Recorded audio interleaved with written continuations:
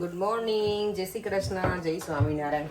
આજે સવારમાં એટલી લેફરાઈટ લેવાઈ ગઈ છે ને દેવમનું લંચ, કારણ કે હું લેટ જાગીને એના લીધે થઈને.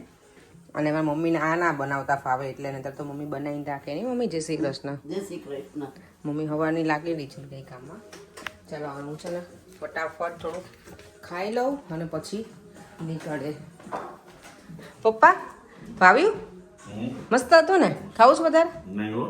પપ્પાને આજે આ ખવડાવી ફ્રેન્કલી મેં. એ કે મને નથી ખાવી, મેં તો ખાવ થોડું.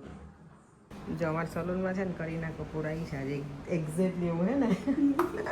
Thank you darling to allowed us to take picture with you. Okay ચલો, આ ગેસ ઉપર ફરી અમારો પ્રોગ્રામ શું બને છે ગેસ કરી શકો છો તમે કોઈ પણ, હે ને? આપણે ગેસ ચાલુ કરીએ એટલે સમજી જવાનો કે આપણો ખીચુનો પ્રોગ્રામ ચાલુ થઈ ગયો. સાચી વાત છે. અમે છે ને ખીચા લવર છીએ. અહીંયા વસ્તુ રાખીએ જ છીએ સલૂન ઉપર, અજમા, જીરું, બધું જ. જો અને હવે અધૂરામ પૂરું હતું ને તો અમારે કટરે આવી ગયું છે અહીંયા મરચાનું. જાગુબેન લઈને આવ્યા એટલે હવે અમારી પાસે કાંઈ ઘટતું જ નથી, બધી જ વસ્તુ અમારી પાસે આવી ગઈ છે. વધારે જ બનાવજો હો કે. આ જો કેટલું પાણી મેળવી જાણું મસ્ત ગરમા ગરમ ખીચું બની ગયું છે. જુગાડ આજે આચાર મસાલાની જગ્યાએ લાલ મરચું છે અને સિંગ તેલ જોડે મજા પડી જશે આજે. અને અમારા નવા મેડમ આ જોઈન થઈ ગયા છે. ચલો ફટાફટ હવે નહીં, હા ચલો ચલો આજે જો મસ્ત સાગર જોટલો લીધો છે. નોર્મલ એવું છે ને, નોર્મલ હેર જ હોય મારા, ખુલ્લા હોય ને કાંઈ એમને સાદો ચોટલો, પણ આજે સાગર ચોટલો લઈ આપે છે મારી કલીગે. મસ્ત લીધું છે ને. પાછળથી તો મને બહુ ગમે. મિરરમાં મેં જોયો ને તો વિડીયોમાં કેવી રીતે બતાવીએ આપણે, બોલો હવે.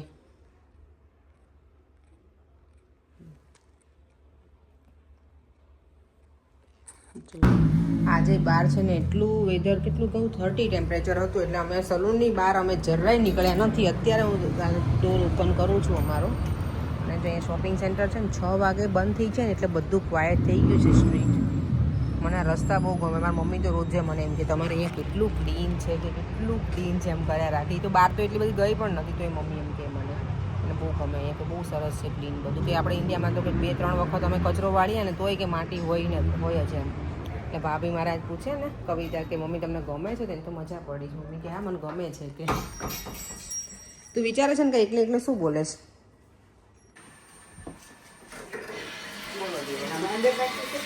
શું બનાવે છે? આજે ઢોકળા, ખટ્ટા મીઠા ઢોકળા. ઓકે. ઢોકળા બને છે. ઢોકળા નાનીને ખવડાવીએ ને આજે, કારણ કે કંઈ નવીન વસ્તુ બનાવી જ નથી. બીજું ધીમે ધીમે એક વસ્તુ ક્યારે, કારણ કે અમારા રોકાવાના જો ખબર મમ્મી રોજે બનાવી નાખીએ એવું થોડું હોય છે એટલે મમ્મી જો અહીંયા હેલ્પ કરે છે નાની મને.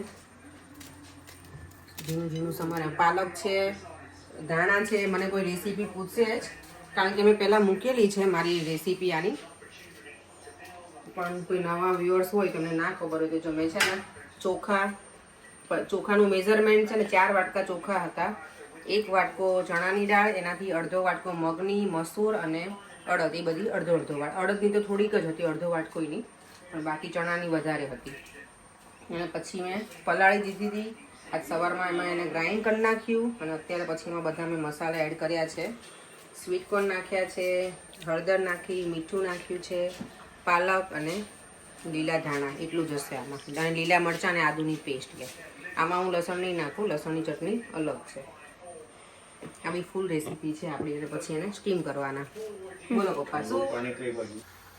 લસણની ચટણી જો મસ્ત રેડી થઈ ગઈ છે. સિંગ તેલ નાખીને આને હું વઘારું નહીં. ઢોકળા જાડો ચટણી ખાવાની હોય ને એને કાચી જ હોય, એટલે મીન્સ ખાંડેલી હોય લસણની ચટણી અને એમાં સિંગ તેલ આપણે એડ કરી દીધું. મેં પપ્પા કે હા આપણે ખાતા એ જ છે, અમે વચ્ચે આવું લાવતા ઇન્ડિયામાં એ પહેલાં ફોર્સનું. ચલો અહીંયા ઢોકળા ઓલમોસ્ટ 1 પ્લેટ બનવા આવી છે આપણી. સ્ટીમ થઈ ગઈ છે.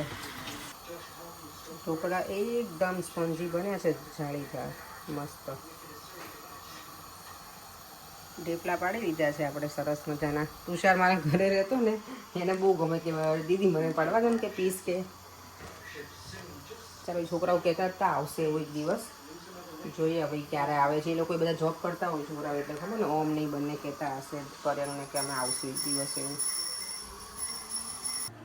મમ્મી ઢોકળા કેવા બને બોલ? બહુ મસ્ત બન્યા. મસ્ત ઇન્ડિયા જેવા બન્યા તમારા અમદાવાદ જેવા?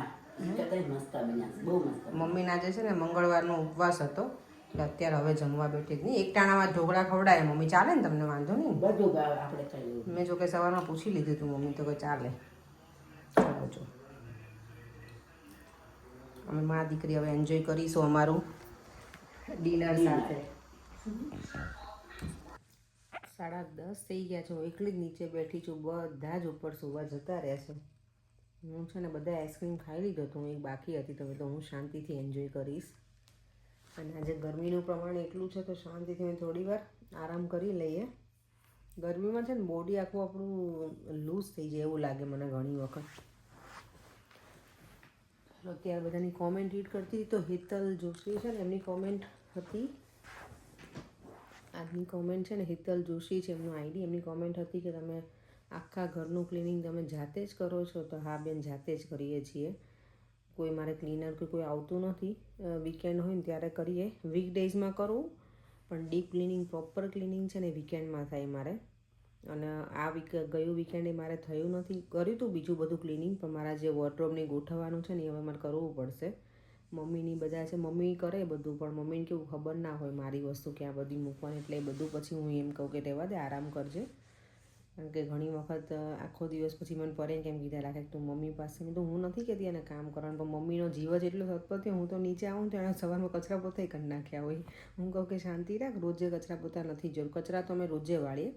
પોતા હું નીચેના ફ્લોરમાં કરું, બેડરૂમ અને એમાં અમે રોજે ના કરીએ કારણ કે જરૂર ના હોય. અને વુડન ફ્લોર હોય ને તો પછી પેલું ફ્લોર એ ખબર ને ફૂલી જાય એટલે.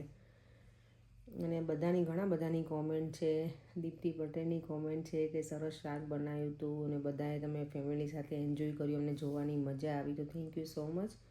અને આજના એક બેડ ન્યૂઝમાં એવું છે, હું આજે બહુ બધા ન્યૂઝ આવ્યા ને એમાં બધામાં કે સુરતમાં બહુ જ વરસાદ પડ્યો છે. અને અત્યારે તો મેં જોયું ને ઇન્સ્ટામાં તો હું શોક થઈ ગઈ કે બિચારા કેટલાય લોકોની દુકાનો છે ને એમાં પાણી ભરાઈ ગયું છે. એક તો આખું ફ્લોર જ પાણીમાં ડૂબી ગયું છે.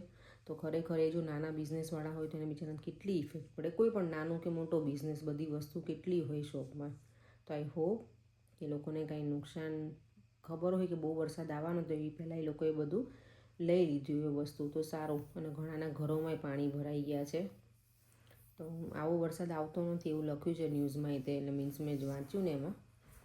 પણ આ વખતે બહુ વધારે પડતો જ વરસાદ આવી ગયો.